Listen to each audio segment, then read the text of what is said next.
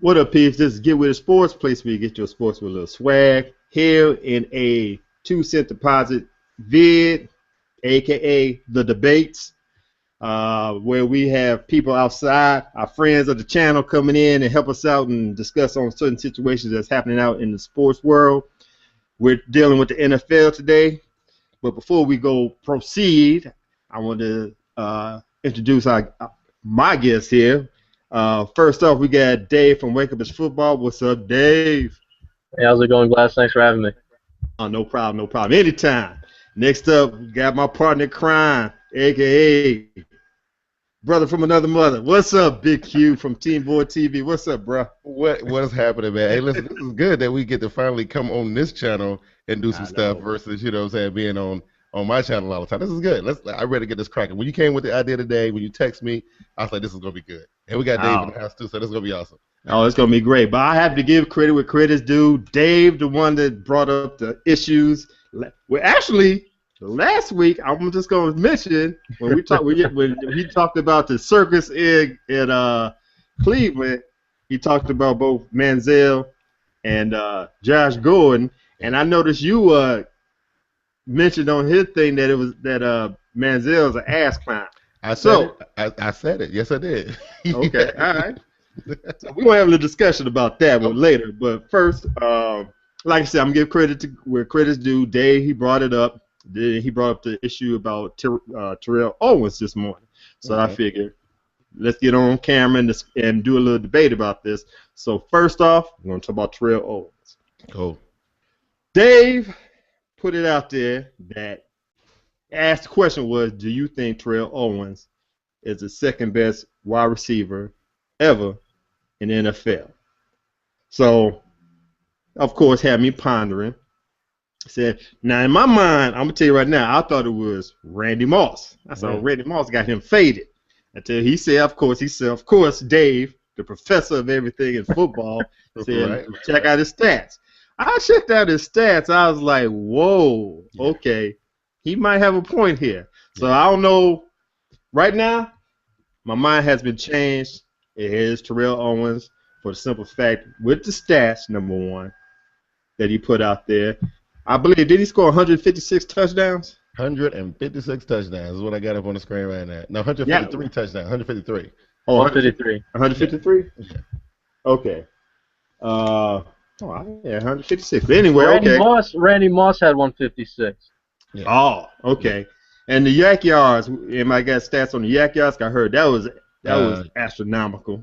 No, I don't got the yards after the catch. I don't have that. No. Okay, but I know that was better than Randy Moss. And I guess in an 11-year span, when it comes to the numbers, Randy Moss has 5 years over T.O., and I believe T.O. has 6 years over Randy Moss. And I have to admit, if you really think about it, when T.O. gets on the team, he makes that team better. I can't say that much with Randy Moss. Of course, he had a great year with the New England Patriots, but then let's not forget he was on the Oakland Raiders. Right. And his attitude is, I don't want to play. Mm-hmm. That was kind of like messed his legacy up to me. That's what I think. So, what you think about it, Dave? When you look at the numbers, I think Terrell Owens has to be considered as a top 5 receiver. I think Randy Moss has to be considered a top 5 receiver. A guy that doesn't really get considered is James Lofton. You can throw Chris Carter in there. Sorry, did I say? Yeah, I said James Lofton. There's Steve Largent, Michael Irvin, Larry Fitzgerald, Keyshawn Johnson, and Calvin Johnson. I think those are probably guys that make up a good, solid top 10, give or take a couple of names. But, I mean, if we're talking about Terrell Owens being the number 2 receiver of all time, you look at his numbers, the amount of yards he was able to rack up, 15,934, that's second all time. Receptions, 1,078, I believe that's also second all time. Games played in 219. That's up there, but I mean, there's a lot of guys who played more than he did. The top receiving stats for receivers, he's ranked second behind Jerry Rice and a handful of them.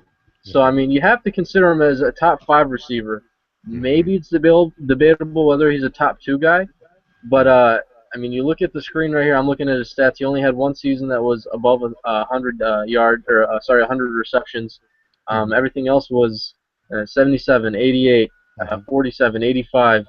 That might be his knock. I don't have his yards after the catch, but T.O., I think he's for sure, hands down, a top 5 wide receiver in the NFL of all time. But the question I would like to ask you two is, if Terrell Owens didn't have the attitude that he had as a player when he was younger, and if he stuck to one team throughout his entire career with one solid quarterback, I think there's a chance that he could have almost matched Jerry Rice's numbers throughout his entire career, because he jumped from the Niners to the Eagles to the Cowboys and then the Bills and the Bengals. So he jumped around. Now, this guy wasn't established. He wasn't a guy who was, a player who, was more humbled by the experience of him playing in the NFL. So I feel as if he didn't have his attitude problem, if he didn't think he was, greater than God and was a prima donna, then I think he could have competed with Jerry Rice's numbers rather than, I think, hop from team to team and had his statistics suffer a little bit more. But that's just me. I mean, what do you guys think? Do you think that having one quarterback or being on one team throughout his entire career would have helped his statistics even more? Handle that, Bigg Q. Listen, it really depends on which quarterback we're talking about. I mean, are we talking about? I said he played with the 49ers. He played with Steve Young, right? That's what he played with in San Francisco. Steve Young and Jeff Garcia, yeah. Jeff Garcia. Then he had Donovan McNabb, Tony Romo. I forget who the quarterback was in Buffalo, and then his little short stint in Cincinnati. I think on those San Francisco teams, if he had stuck with San Francisco, yeah, I think he would fell right into Jerry Rice's, shadow or his shoes or his footsteps. He would have been really close. I mean, I look at, he played in almost every game on every team that he played in, with the exception of that little short injury that he had in the second run in Philadelphia. I think he missed about 6 games with the ankle thing, right? But other than that, I mean, I'm looking at he played all 16 games his first 3 seasons in San Francisco, missed a couple games the next 2 seasons, came back, played all 16, and so on and so forth. I mean, he had the playing time to really, catch those numbers. He really did. I really believe that. Then I look at the yards, man, and 15, almost 16,000 yards. I forget what Rice's career total was. Was it 18 or was it 20? I can't remember. Rice is 22-8. 22. So I mean, we're talking about a 7,000 yard gap. And if you look at some of the games that he missed, even in the span that he played in, I think and if you add another 22 games to that, he's even close. Now, Glass, you got Cat Chronicles, Carolina Cat Chronicles on there talking about that you crazy. I'm gonna read it, verbatim to you real quick, because he says I'm crazy. Yeah, he says Glass is tripping. T.O. don't make teams better, and Randy Moss was a boss. Randy made New England better. Oh, what? That's what he said. Well, what? Okay, all right. Well, I don't know which one of the Cat Chronicles. I think that's Anthony Dunn. That's what that is, Anthony Dunn. Yeah. Mr. Dunn. Did you hear me when I said when Randy Moss went to the Oakland Raiders, what kind of numbers did he put up? He didn't put up too much numbers because he didn't want to play. Right. Every team that T.O. went on, he made that team better. Now back to what Dave was asking. If he would have stayed on one team, yes, I believe his legacy, if you want to say it, would have almost matched or matched with Jerry Rice. But still and yet, the top issue he always had was his attitude. If it wasn't for his attitude, he would be on one team. Yeah. He dissed Jeff Garcia. They shipped him out. He went to Philadelphia. Just like Bigg Q said, he had that ankle injury, broke his ankle, I believe it was, with the horse collar. Missed a couple of games, came back for the Super Bowl, and was balling. Yeah.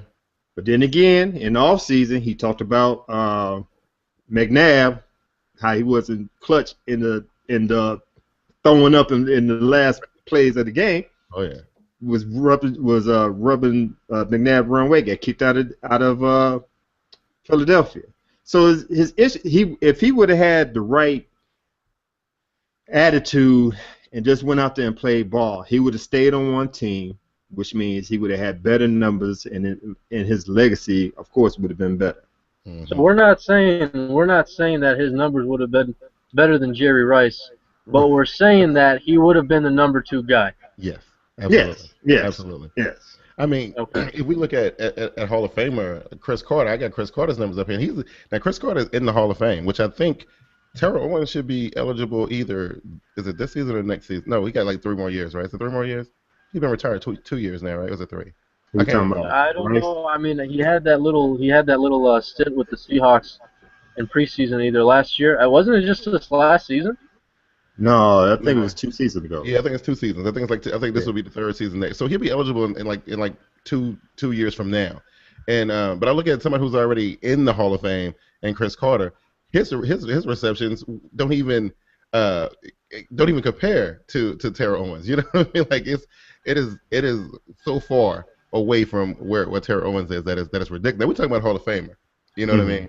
And so that just gives you an idea of what's going on here. And I think Chris Carter played in 1 Super Bowl, 2 and lost, right? Is that right? Played in 1 Super Bowl with Philadelphia? Yeah. You know, and I mean, it's ridiculous, man. 13, almost 14,000 yards. So the yards wasn't that far behind, but you know, look at the number of receptions and touchdowns. It wasn't even close. Not even close. You know. Oh, and then Glass, you got one more tweet, right? Says, ain't nobody ever put up numbers in Oakland except Jerry Rice. Might be true. Okay, all right. Yeah, I gotta give him credit on that. Okay. So, in conclusion, what would be the what we say number? Oh well, I heard Dave. He said top 5. You know, it'd be a toss-up for number 2. I'm thinking he is a clear number 2. Clear. I mean, you know, Lofton and like I looked at Irvin's stats, and Irvin he would be. I say Irvin would be top 10. I would if I were to put Irvin somewhere, I'd put him at like 7 or 8. You know, Owens though, clear number 2. And here's the thing. Look at Irvin's amount of touchdowns he had. He had 65 touchdowns. Right. Terrell Owens, 153. Randy Moss, 156. Jerry Rice, 197. Yeah. You know what I mean?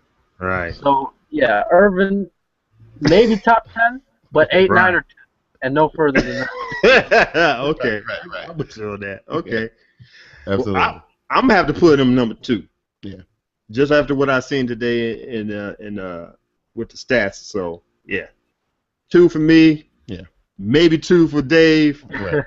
Show lock for you too, right, Bigg Q? Oh, absolutely. Yes. All right, cool. That's where we're gonna leave that off at. Now, this next one here, I can tell right now there's gonna be 2 against 1 from what y'all was talking about. Yeah, I'm gonna have to. Okay. Dave, was it? Yeah, you two put a video out saying that the Cleveland Brown, the circus is in Cleveland right now. Yes. And now that LeBron done showed up, it's sure enough gonna be a circus. Oh man, Cleveland gonna be the spot to be at this off season. Oh yeah. But yeah, Dave said if the circus is in town, and of course, Bigg Q responded like, he said, "What'd you say? Manziel's an ass clown." Is that what you said? Manziel's an ass clown. Gordon is an ass clown. Right. The brass up at Cleveland who run the Cleveland Sports are all ass clowns. You know what I mean? That's what I said. You know, and I'll explain that later. But go ahead, though. We'll get into it. All right. So the question is, do you think Manziel is worth the trouble in Cleveland? So here we go. Let me go ahead and dig myself in because I can tell you it's going to be 2 against 1. So here we go. Before everything started, before the draft, I told you was there, Bigg Q. I said if Cleveland gets a quality quarterback, they're going to be monsters in their division. Correct? You remember that? Yeah, but look, let me stop you for a second. Okay. Let me stop you for a second. Listen, before you continue, okay. I just want to look. I want the viewers to be clear about where you're coming from. Okay, so are you saying to me and Dave right here that Johnny Manziel is a quote? We went through this all last season. "Quote unquote" quality quarterback. Exactly. Okay. Number one, he hasn't touched the NFL. He hasn't played one snap in the NFL. Right. I don't believe he should start week 1. Hoyer, he's a good quarterback. Mm-hmm. But We never wait. You know what? There's a lot of variables put up in here. Hoyer might go balls out and be the man that be the man for the season. Right. But if like around 4 or 5, the crowd number one's gonna be hollering for Manziel to come up in there. So, and for the foreseeable future, do I think Manziel could turn that team around? Yes, I can. Wow. I will say that. Wow. I can see Dave, don't make that face, man. I gotta put my muzzle Hey, on. I gotta put my muzzle I on. might hold on. This might sound crazy, but I might agree with Glass here just because of this. Hold on. Okay. One second.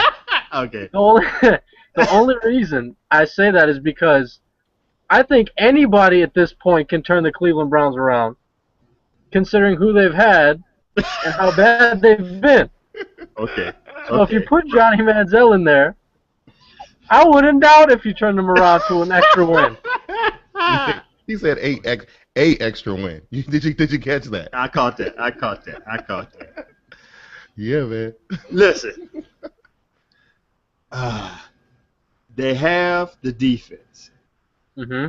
They have the wide receiver. They had everything but the quarterback. That's what I believe in. And I believe when they picked up Johnny Manziel, I tweeted it. Cleveland gonna be a monster in their division. So it is what it is. Now I understand. You know what? I understand the off-court issues. Yeah. He's 21 years old. What do you expect? You know what I'm saying? I don't know. Has he been arrested? I think I see the mugshot. So he might have been arrested. I'm not sure. No, I can't even hold back no more. I can't even do it. I can't even do it. Listen, man, we're talking about the same kid, who on draft day when his name was finally called, he come walking across the stage doing the money symbols and whatnot. You know what I mean? This is the same kid that got to let somebody take a picture of him rolling up some money, which looked like, and I don't know, we all know what it looked like. We all fuck just around. saying. We know how that goes. Listen, man, right. if they're gonna crucify and vilify all these other athletes for doing stuff, all the Justin Blackmans, all the Josh Gordons, all these guys for doing crazy stuff, I'm just saying, I don't even think this guy is gonna last through his rookie contract. Wait. I'm just gonna say, Big Q. How can you put Manziel with Blackman? Blackman failing tests. I don't remember Manziel failing any tests. He's gonna start failing tests. Absolutely. I'm just saying. This is just the tip of the iceberg, bro. This is just the tip of the iceberg. Now imagine once he gets established, if they put some wheels under this dude and let him start, which I do believe. I don't care how good Hoyer is doing in OTAs and whatever happens during training camp.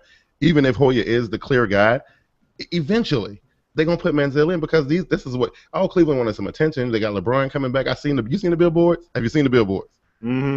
Have you seen the billboards? Look, Manziel will be put in. They will throw him in the fire, and these NFL defensive players they cannot wait. I'm telling you, all of them circling the dates on their calendars when they get a crack at Manziel. They're gonna break this dude in half. I'm dead serious. The day after Manziel gets drafted, Cleveland sells 2,900 season tickets. The day after he gets drafted. Mm-hmm. So there's obviously this hype. There's obviously this anticipation of finding this guy and seeing him out on the field for the Browns. And there's no doubt about that. The fan base wants excitement. They got excitement. That's why they drafted Manziel. Absolutely. Don't forget, they traded up for him. Mm-hmm. Now, the thing with Manziel is you want to break this team down. What kind of team is he inheriting here in Cleveland? First of all, you look at the defense. I don't think you have to touch it because I think they're well off. They have the talent. They're well equipped. They're fine. But when you break the offense down, like I stated in that video, I think the offensive line is fine. They have a franchise left tackle. They have a center who they just re-signed in Alex Mack. Unfortunately for Josh Gordon, he's probably going to face a 1-year suspension. They bring in a couple of wide receivers, but don't forget they have Andrew Hawkins, Miles Austin, a couple other guys. Ben Tate at running back through free agency. The question mark remains, I still think, at quarterback. I think from what I saw with Brian Hoyer in the 2 or 3 games that he played before he got hurt last year, I think they will be able to produce with him. Now, with Johnny Manziel, like Q was saying, the fan base is going to want to see Manziel out on the field without a doubt. They want to see that excitement. They want to see why this team drafted him in the first round. So I think the fan favorite right now, hands down, is Manziel over Hoyer. Don't be surprised if Manziel starts over Hoyer in week 1. I wouldn't be surprised. I wouldn't either. I wouldn't either. So the thing is with me, though, with Manziel, I don't even think he's 6 feet tall. Isn't he 5'11" and 3/4"? Yes. Right? Not even 200 pounds. I think, what is he, like I don't want to 179, knock his 180 size. something? Yeah. I don't want to knock his size. We saw Russell Wilson win the Super Bowl. We saw Drew Brees win the Super Bowl. We've seen what Michael Vick can do under 6 feet tall, or at 6 feet tall. So his size, I think, shouldn't be, I guess you can say crucified, because just because he is a smaller quarterback, we've seen other guys in the league be successful at his size. My thing is, with all the off-the-field issues, with all the things that he's done, all the pictures he's taken, all the celebrities that he's with, if I was a general manager, I'm not taking a chance on a guy like him, and I would go for a second, third, or fourth round guy who can potentially produce for my team, but still have that off-the-field character that you're looking for. It might be too early to talk about Kirk Cousins. We saw Russell Wilson get drafted in the 3rd round. He won a Super Bowl with the Seahawks. Drew Brees is a second-round guy. There's been guys who have come out of the 2nd and 3rd and 4th round who have been able to produce at the NFL level, who still are, quality, grown men off the field. If you want to talk about potentially, having Manziel as the face of the franchise for the Cleveland Browns, I think that's a mistake. I don't think that that's the right decision that you want to make. You're having a 21, 22-year-old kid who's out partying all the time as the face of your franchise. What happens when the video keeps rolling of him rolling up that $20 bill and snorting that cocaine? Right. Seriously. Right. What happens then? You the GM, or you the scouts, or you're the coach who drafted this guy is going to look really stupid. So, in my opinion, I wouldn't have drafted Manziel. I would have taken a pass, and who knows? I might be wrong because this guy might be able to produce for them. But Jerry Jones right now, even though I think it might have been stupid that he passed on Manziel just because I think he needs a quarterback, and I thought Johnny Manziel was the best available quarterback at the time, as much as I've been hating on him, Jerry Jones might have made the right decision by passing on Manziel because he didn't want the media circus, and he took the offensive tackle out of Notre Dame instead. So, anyway, if it was me GMing, I wouldn't have touched Manziel. I would have went in a different direction, like a Jimmy Garoppolo, who went to the Patriots in the 2nd round, or maybe a Derek Carr. Well, Bridgewater was still on the board at the time, remember? Or Bridgewater. Bridgewater was still on the board, and that's what I was going to ask Glass. So you got Bridgewater still on the board, right? And and that's how you know this was a ploy and a plot from the get-go.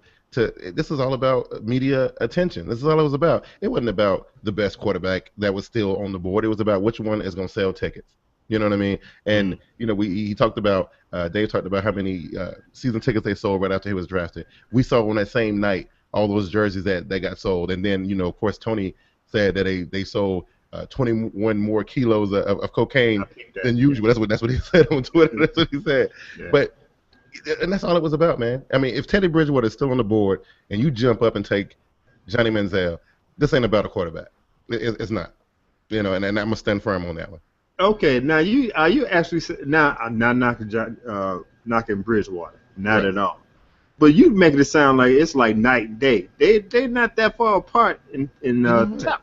I think in the grand scheme of things, they are. Now fresh rookies, it's kind of hard to see it now. I really believe Johnny Manziel is a flash in the pan quarterback who probably will not make it through his rookie contract, and that's what I said. He probably won't get a second deal. I just don't see it happening. Do the crazy stuff like maybe he get locked up. Maybe injury is a big thing. I mean, because he's a running scrambling quarterback. He's kind of lightweight. Injury is a big deal. I just see him getting the Tebow treatment. I just see it happening, man. I really do.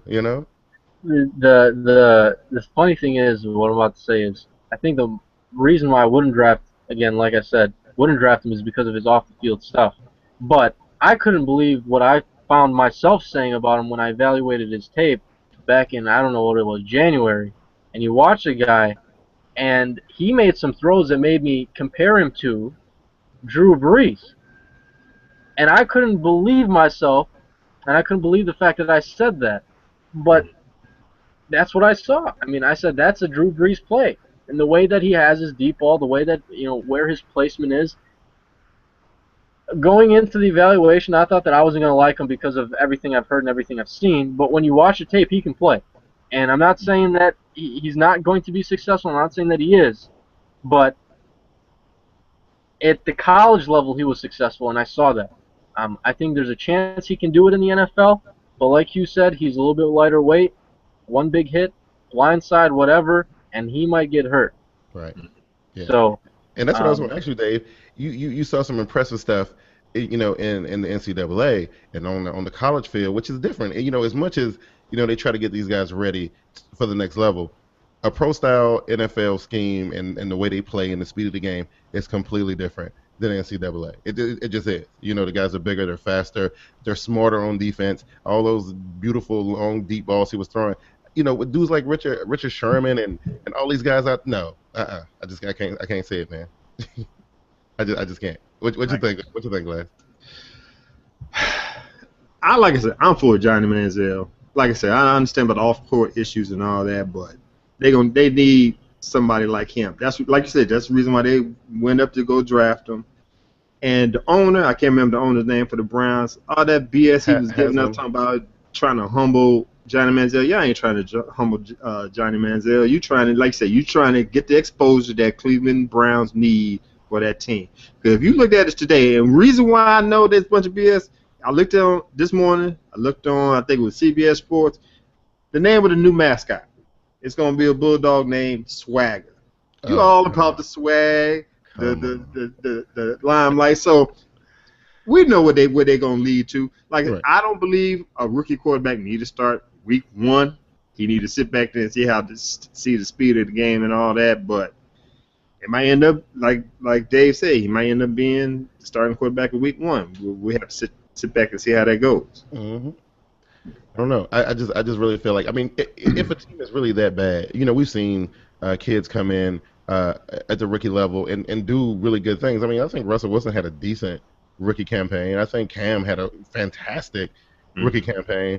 And it's been a few, but then you got guys like your Aaron Rodgers and dudes who had they kind of gotta be groomed a little bit, And I think Manziel possibly could be a really good quarterback. It's just that the way it's set up, he won't get a chance to get groomed like that. He won't get a chance to learn because this is just the way the media is set up, and it ain't gonna happen. I'm telling you, rookie contract, he won't make it all the way through. Really? I'm gonna stand by it. I'm gonna stand by it. Well, let me just sidestep for a second because I heard something Dave said while he was explaining stuff about Johnny Manziel. Number one, you said you give Jerry Jones some credit. That kind of set me back a little bit right there. And number two, you said because they need a quarterback. So what are you trying to say? Okay. Dave? Okay, well, I had a prediction that said Manziel was going to go to the Cowboys if he was available at 16, and they passed on him. I think Romo is a quarterback who is a good regular season guy, and that's all he is. You can't get hey, let's be honest. He can put up the statistics, but he can't get his team to the playoffs. He's getting older. His contract next year is a mess. You have to go look at those numbers. But they might have. I think they should have drafted a quarterback early, which they did not. And that's the only time I'll ever give Jerry Jones anything. So okay. So, hey, go ahead. I was sitting there with my boys from Cat Chronicles. They had like a little draft party, a little hangout deal. We was watching the draft together, and the Dallas Cowboys came up. Manziel was still on the board. Now I was one of them kind of people that bought into the hype, right? Mm-hmm. I was like, because this is pure Jerry Jones. This is perfect for Jerry Jones. He's gonna do this. Texas boy, he's gonna become the new face of the franchise. They're gonna squirm their way out of Tony Romo's contract. I really thought it was gonna happen. You know what I mean? And then to watch him pass, I was like, well, somebody must have slapped Jerry Jones in the face real quick. Like I don't know what happened. I don't know what happened in that green room, but it must have been violent. Because Right. Okay. All right. Well, so I had one thing to add though. Say what? I had one thing to add. Oh, okay. Going back to Dave's video, right? Going back to Dave's video, and on Dave's video, the comment I made mostly was about Josh Gordon, right? Okay. And I want to say this because some people in the comment section on his video kind of took what I was saying the wrong way.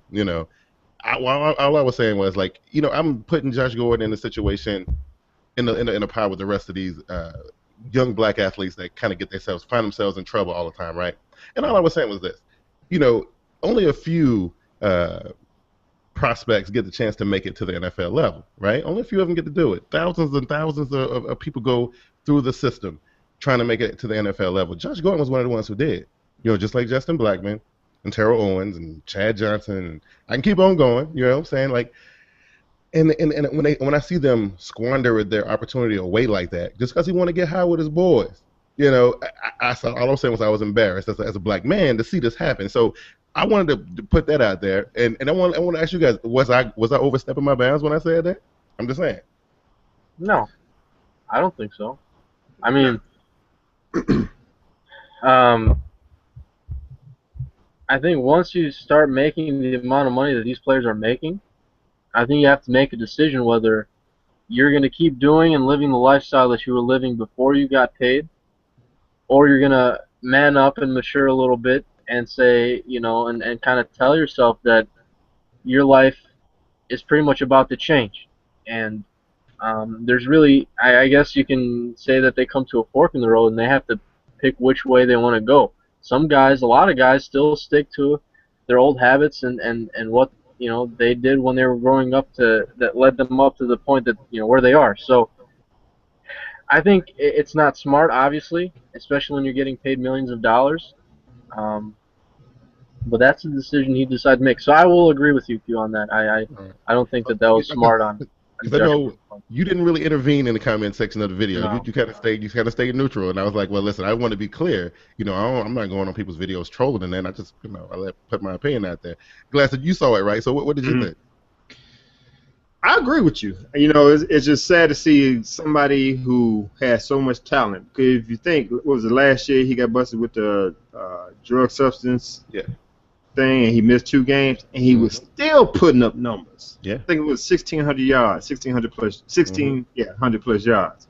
And you would think, this all started back. We don't even know if he even started in high school. We had a problem at Baylor.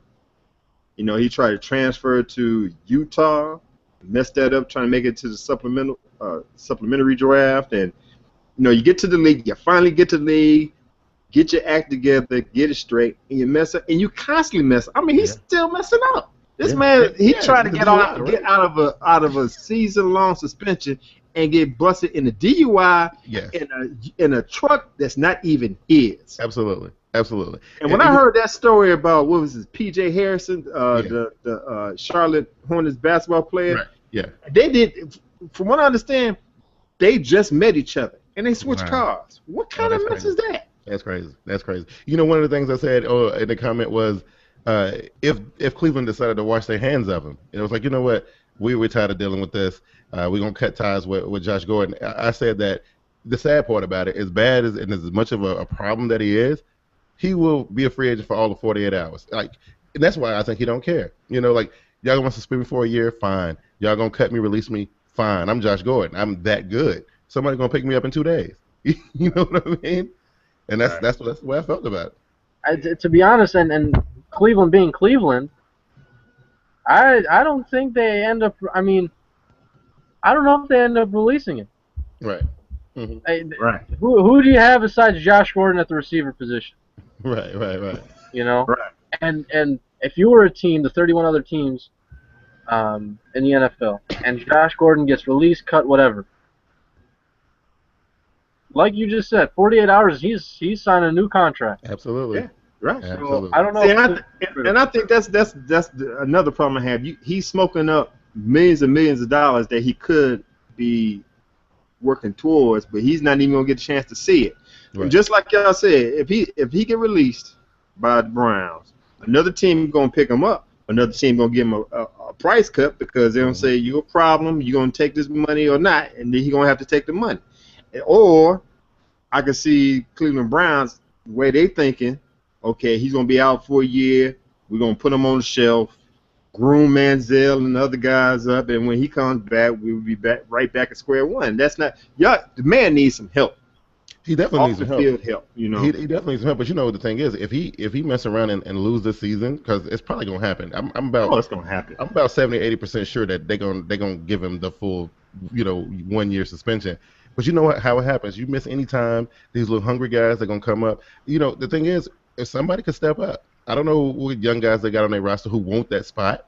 And so if somebody else comes up and fills that void, Cleveland ain't gonna have no choice. But like, why deal with this dude? Like why do it? I don't know. But that's why those dudes had that kind of attitude. That's why Justin Blackman thought that he can keep on doing what he was doing, because he was like, I'm just that good. You know what I mean? Right. And and I saw that it was a couple fillers out there for Blackman early in free agency, but I guess people kind of saw what was in the draft and was like, you know what, I ain't messing with that. Right. I ain't touching that. I hate you. Okay. All right. Well, I'm looking at Twitter real quick, and Varsity Squad Commish, shouts out to him. What's up, man? He tweeted that Manziel won't do well until next year, but Cleveland will be better than most think. I agree with you. Thank you. Mm-hmm. Your boy from Cat Chronicle. He said that was for cough syrup with codeine in it. Doctor prescribed. Yeah. What's up, man? Then he go tweet to me and say, TeamBoydTv, you ain't hating on Greg Hardy for that, and him and his girl be blowing lines in the bedroom, looking like Predator 2 with all them guns. Like, get out of here. You know what I mean? Look, ain't nobody seen Greg Hardy snort no coke. Okay, I'm just saying it ain't been documented. Just like ain't nobody seen. Not saying. Thank you. He was just rolling it up. He might be helping out a friend. Might have arthritis in the fingers. Just go ahead and roll it up. Yeah, all we can do is speculate.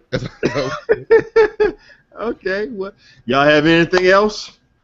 No, I think that's it, man. This was fun, though, man. This was awesome. It was fun, yeah. I appreciate y'all joining me. We about to close shop on this debate right here. Hopefully, y'all got what y'all needed. If y'all got any questions, comments, put it down in the comments spot down underneath.